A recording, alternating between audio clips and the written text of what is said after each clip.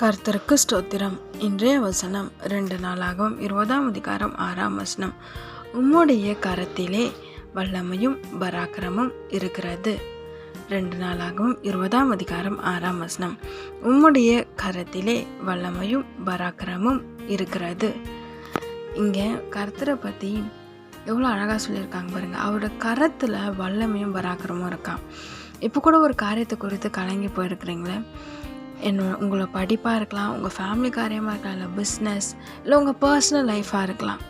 இது ஏன் இப்படி நடக்குது, ஏன் லைஃப்பில் மட்டும் இப்படி ஒரு பிரச்சனை அப்படின்னு சொல்லி கலங்கி போயிருக்கீங்களா? இன்றைக்கி கர்த்தர் சொல்கிறாரு, அவர் கரத்தில் இருக்க வல்லமையும் பராக்கிரமத்தையும் கொண்டு அந்த காரியத்தில் உங்களை ஆசீர்வதிப்பார்.